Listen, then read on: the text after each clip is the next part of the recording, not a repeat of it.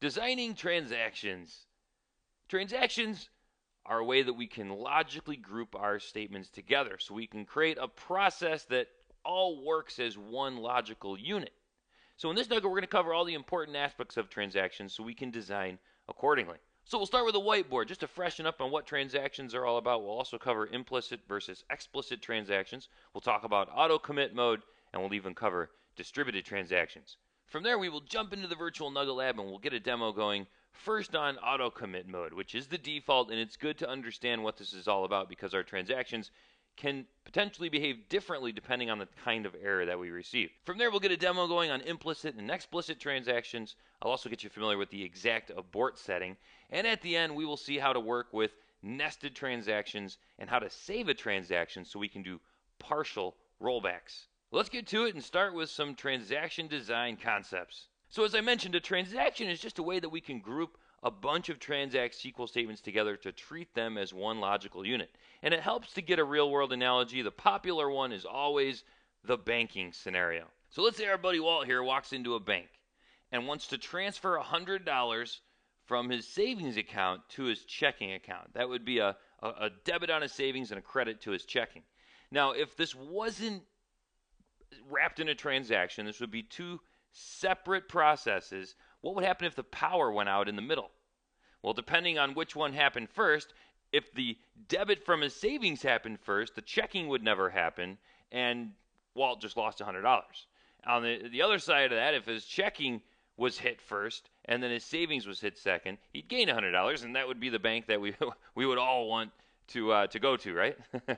But in either of these scenarios, if this was wrapped in a transaction, that wouldn't occur because it would be treated as one logical step. So it would either all happen or none of it would happen. And that's really the essence of transactions, and that's why whenever anybody talks about transactions, they always talk about the ACID property. Atomicity is that right there, treating everything as an all or nothing proposition. Consistency just ensures that once a transaction completes, that the data is in a consistent state. So this is the data integrity part of transactions. Isolation just ensures that this transaction is protected from other transactions. If Walt's significant other went to the bank across the street and tried to do the same thing against this account at the same time, then isolation would ensure that they do not step on one another. And we saw how isolation levels in a previous nugget allow us to have a little control over how transactions work together. And durability just guarantees that after a transaction is completed, that it will be placed in the system. So those modifications will persist even in the event of a system failure. So that's transactions in a nutshell. And in the world of SQL Server and database design and development, it's just all about figuring out what those logical units are within your database. What do you want and need to be treated as a logical unit, as a process as opposed to a single task? So some things to think about when it comes to designing and building transactions.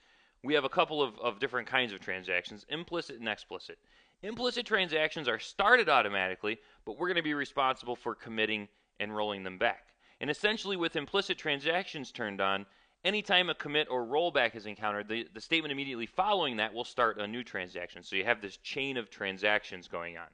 Explicit transactions, we are responsible for both beginning them or starting them and then ending them with either a commit or a rollback, and in between checking for errors so we can then commit if no errors occurred or roll back if errors did occur. Another really important one to know here is the auto commit setting, which is the default mode in SQL Server.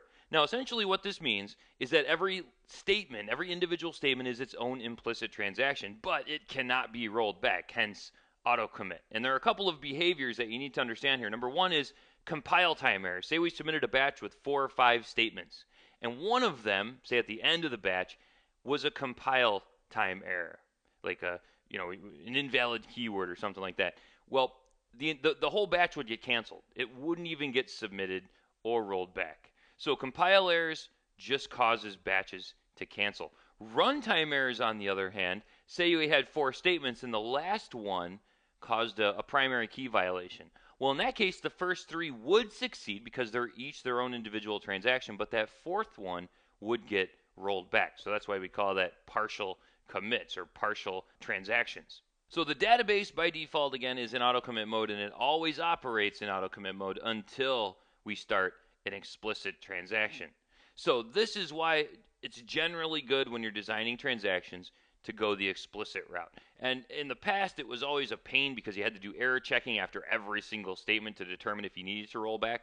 But we've got some options along with try catch. Try catch actually makes that much easier because we can just wrap everything in a try catch, and then in our catch block, we can roll back if something bad happens. And we also have the exact abort setting, which is nice because it means we do not have to handle runtime errors. It means if we create an explicit transaction, we have a bunch of statements in there, rather than wrap a try catch around or try to trap each statement's errors individually, we can set exact abort on, which just turns runtime errors into rollback if problems occur, essentially. So if an error occurs, it'll just automatically roll back for us. So we'll get a demo of that one as well in the virtual Nugget Lab. So it's a great setting that we can use to save on a lot of coding if we do not need robust error handling per se. One more important concept to cover here is distributed transactions. Now, these are transactions that span databases or servers, and they require a resource manager to manage what's known as the two-phase commit model. So essentially, if you're going across databases on the same server, SQL Server is your resource manager. If you're going across servers, however, the Microsoft Distributed Transaction Coordinator is going to be your resource manager. So distributed transactions are really not a big deal at all at this level. With SQL Server being the resource manager, it's a lot more efficient. When we get to this level, MSDTC is involved, and it's going to require a lot more resources. But the real big concern here is distributed transaction escalation. And this is going to be a problem for the application developer, because what happens is even if they're working on a single server, if they open multiple connections to that server, any transactions that go over are going to be upgraded, are going to be escalated to a distributed transaction.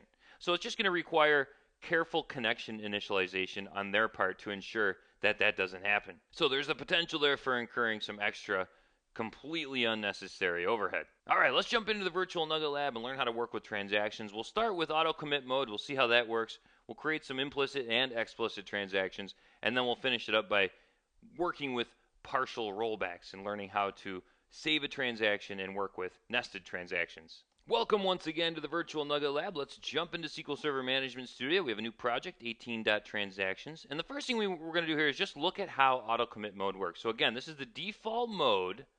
And when you're working here, every single statement is going to be its own implicit transaction. Now, to show how this works, we're going to create a table here, just a little trans test table that's going to have an ID of a primary key and then a column there with some data in it. So let's create that table.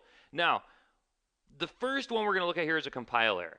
So what's going to happen here is we're going to execute three statements. They'll all be their own individual transactions. But because this is a compile error, because we didn't completely spell out values here, this whole batch is going to be treated like it never happened. And you'll be able to see that because we should get 0 rows from our trans test table there. So if we execute this, we're going to get an incorrect syntax there. And here is the result of our select statement, nothing. So in this sense, it wasn't that these two were rolled back. It's that they never happened. So that's a compile error, and that's the kind of behavior that will exhibit. Now, the next one here, a runtime error. This is pretty much going to prove that each one of these statements is its own implicit transaction. Because if we execute this, we're going to get a runtime error here because this key already exists, number 2 here. We have a primary key here on our ID field. So 1 should go, 2 should go, 3 here should not go because of this. This will cause an error, which means this will not get committed. But these two will get committed. They will not get rolled back. And that's the effect of auto commit. And let's check it out. So there it is. Our third record there violated the primary key. If we look at the results, the first two still made it. And finally, of course, our last one here, all of them are going to go in because we have no errors, compile or runtime. All three of these will be treated as its own separate transaction and committed. So what's the opposite of auto commit mode? Well, that would be implicit transactions. If we open up our implicit explicit script here, if we were to turn implicit transactions on, that's essentially turning auto commit mode off. Because what we're saying is we want to be in control of committing and rolling back. We don't want it to happen automatically after every statement. So by turning implicit mode on then, anytime we run a statement or a bunch of statements, they're all going to be treated as a single unit until a commit or rollback is encountered. So here we have two transactions. Transaction 1 has 4 statements. Commit then will commit it. And then the next insert will start the new transaction and keep adding these statements into it to treat them all as one cohesive unit until the rollback is encountered. So let's switch databases, and then let's truncate our table, start from scratch here, and then let's turn implicit transactions on. So with implicit transactions on, we could execute this statement right here and see how it says one row affected, but a commit or rollback hasn't occurred. So we're still in that same transaction. And now watch. Let's roll back. And now let's select some data from our table here. Nothing. See that? See that? So we could sit here all day long, run all of these, even generate an error there. No big deal. Now what if we selected from this table? We should see some records in there. We do, but they're not committed yet. They're not committed. Because in order to commit it, we would have to run that statement. But let's roll back and see what happens. Let's roll it back. Let's select from it. Gone. See that? So implicit transactions just simply means they're just going to keep piling up all these statements until a commit or rollback occurs. Now let's highlight all of this. And what should happen here, by the way, is that these first three statements should succeed. So we're going to insert. We should get one record. Then we're going to update data 1 to data. Then we're going to insert record number 2 called data 2. And then this one is going to cause an error because, again, here we're violating our primary key. But it's not going to roll back the entire transaction. We're doing a commit. So only this statement will not succeed because of the error. On trans 2, then, because we're issuing a rollback, none of these three will happen. So we could even do this here if we wanted to. Do a 3, 4, and we'll call this data 3, data 4, and we'll call this one data XXX. All right, so none of this will happen because we're rolling back that entire transaction. So the end result here should just simply be 1 and 2. So if we look, there it is, 1 and 2. That's it. So the only things that really happened here, and just to show you your data, not data 1, these three statements ran. This one errored out, so it didn't run. And all three of these were a part of that transaction that was rolled back, so they all were rolled back. All right, let's turn implicit transactions off here and move on to explicit transactions. So with explicit transactions, we are in full control. We're responsible for starting and then committing or rolling back. And again, inside of the transaction, you're going to do it either old school, and that is check after every statement to see if an error occurred, or the new way of doing it, which is wrapping everything in a try-catch, or I'll show you after this how we can just turn exact abort on to automatically roll back those runtime errors. So in this case here, we're going to begin a transaction. Inside of our try is going to be our code, those three insert statements, which are going to be 3, 4, and then 3 here. This third one is going to cause an error. So if no errors occur, then this will happen. If errors occur, our catch block is going to run and it's going to roll it back. So because we have an error here in statement number 3, none of this should happen. So if we hit execute, there it is, just 1 and 2. Now if we comment this piece out, because no errors occurred, it should reach this commit, the catch will never run, and these two transactions should make it in. There it is, and you can just tell there by the rows affected that it's in there, and there are records 3 and 4. So what this means is with explicit transactions, we are in full control of everything. And if we're trying to make a process that contains multiple tasks, then we're responsible for that fork in the road. Either we're going to commit it all as one cohesive unit, or if anything bad happens, then we're going to roll it all back and make sure that we do not get any partial results. Now, the exact abort setting is really good. It's really, really handy because 9 times out of 10, you just want to make sure an error doesn't occur. Now, again, if you need robust error handling, you're trapping for specific errors, you may commit if a non-critical error occurs, then you may want to implement your own error handling and test for that kind of stuff. But for most scenarios here, we can just turn exact abort on, and then we can forego all of that error handling code. And what we'll say here is that if a runtime error occurs, just automatically roll back the transaction. So in this case, we should get the same results we got above with our first one, where it's not going to put in any data, but we didn't have to add a try-catch and all that extra error handling code. So let's highlight all this. This will turn exact abort on, create an explicit transaction, run 3 statements. The third one will fail, and this commit will not get hit because it failed. It'll roll back the entire thing, and then we'll turn exact abort off, select from our table, and we should see that records 5 and 6 will not be in there. And there is the result. So now you know the next time you open up a stored procedure and you see exact abort on and there's no rollback, you'll understand that it's there to automatically roll back for runtime errors. Great setting. Now the last thing I want to show you here is how to work with nested transactions and also save points. Now both of these can be good depending on your design. Nested transactions can get people into trouble because you would think if I create a transaction and then I create another transaction within it and I roll back that inner transaction, that would only roll back that inner transaction. And that's not actually not the case.